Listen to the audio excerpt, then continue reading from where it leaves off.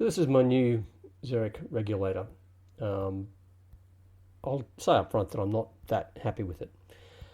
First of all, just to make you aware of how the watch works, you've got the small central dial is actually the hours in 24-hour time, and the very large hand in the center is actually that extends to the outside of the watch. That's actually the minute hand, and you can see the second hand just sweeping past and underneath the minute hand's center right now. Now this outside of the hours is supposed to be set so that shade allows you to see whether or not clearly you're in the AM or the PM area. And you can see also that it's not even central, that hole is actually off center. And the gaps on either side of it are, the width of the bezel around the inside of the hour marks is too small, off center. So the second hand is weird because the second hand's just disappearing underneath the system, and then a shorter version of it pops out, which is weird because in a moment you'll see the second hand appear out again in the hours area, which just, I don't know what they were thinking, but maybe they were meant to be, centralized more, and they just mounted it off center or something. I don't really know. It's just weird. I think that there's something wrong with the way the case is laid out.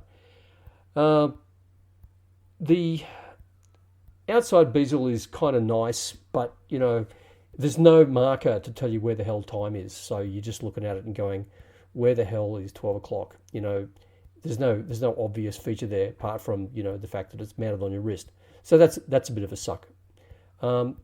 Again, there's no easy viewing of the fall off to one side in the hours, and I don't know why they did it 24:12 instead of 6 p.m. 6 a.m. sort of thing. It just doesn't really sort of fit. I don't know what's going on there. The leather is supposed to be some incredibly fancy leather. I'd never heard of the company before, but all the influencers seem to crap on about it. The view window to the movement's a bit kind of stunted, and even in this orientation, you can just barely see the dark shade layoff that they were trying to hope. But I don't know why it gets brighter towards midnight. That's a bit beyond me, but anyway, there it is. So I think that the assembly of the whole watch sucks.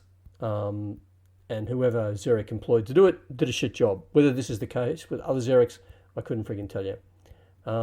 But this will be my last Xeric. I'll never buy him again. Now the band has got a nice buckle that actually fits nicely with the little keeper bit there, and the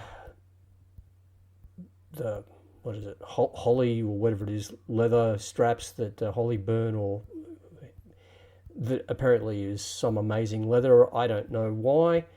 It's in this particular watch, it hasn't really struck me as being a good build. It's already got wrinkly bits happening right there, and if you look in where the tongue sits in, it's actually starting to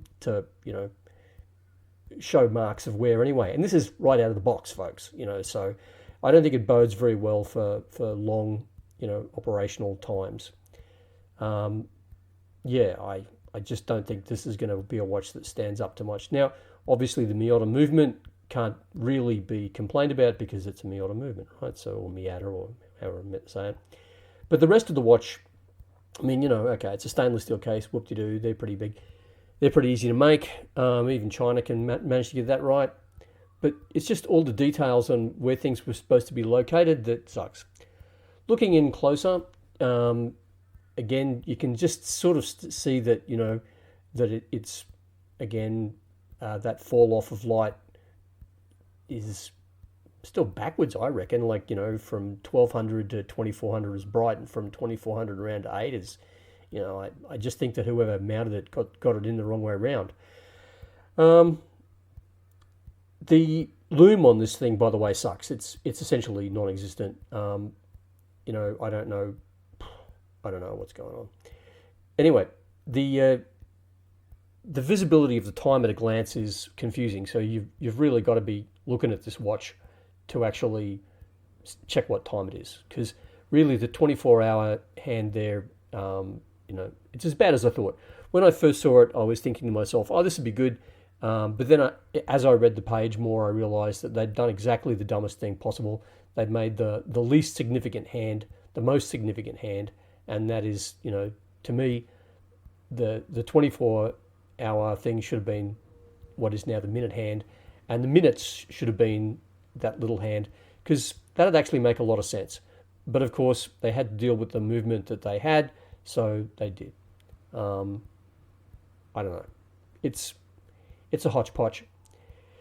Now, one of the things that didn't come across very well in the website, for the Kickstarter website I'm talking about, is the actual physical size of it. So I'm going to go and grab my Seiko and stick it beside it. Now, I personally think that my Seiko's as big a watch as I personally want to put on my wrist. So you can see that the Seiko's significantly smaller.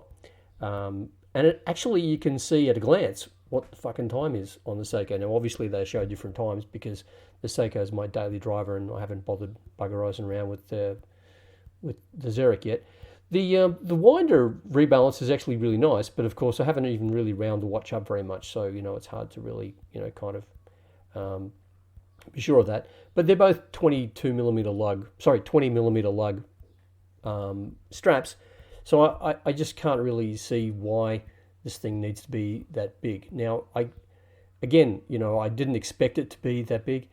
The display window on the back showing the movement is actually much nicer on the Seiko than it is on this Xeric.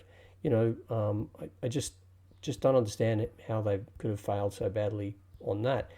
They could have made it a bit bigger, but they didn't for whatever reason. Anyway, flipping them both over, you can see that the Seiko is a very traditional, standard diver-inspired watch, which is very easy to read the time, and the Xeric's kind of not. It's I don't know. It's a nice piece of jewelry, I guess, but as a timepiece, it's not really much of a timepiece. I don't know. It feels big on the wrist, and as you can see, how much actually taller it is. Again, that 24-hour thing just didn't work. I don't know whether I got one that was wrong, but you can see just how much more of that is of the inside bezel is showing on the upper left-hand corner than down on the bottom, corner of the circle. Doesn't make any sense. But anyway, so I'm not really that impressed with the Xeric. The Seiko cost $390 Australian dollars, and the Xeric cost nearly 500 Australian dollars. So I don't think that the workmanship is worth it on both. The Xeric's actually at least 1.5 millimeters thicker. I've got to actually be really careful in my measurements because I'm trying not to mark the watch. But it's thicker, it's bigger. As a dress watch goes, if you want a big blob on your wrist that, makes you feel better about whatever, then great. But if you want a dress watch to be slender, then this isn't your bag, baby. It's not my bag either. So I don't know what to do with it. If you're interested in purchasing it, I live in Australia, as I've mentioned. Maybe reach out if you want to have a go at it. But yeah, other than that, I'll just say one of the disadvantages of buying a Kickstarter project is you don't get to inspect it, and you sure as shit don't get to complain about it if it's no fucking good. So yeah, there you go.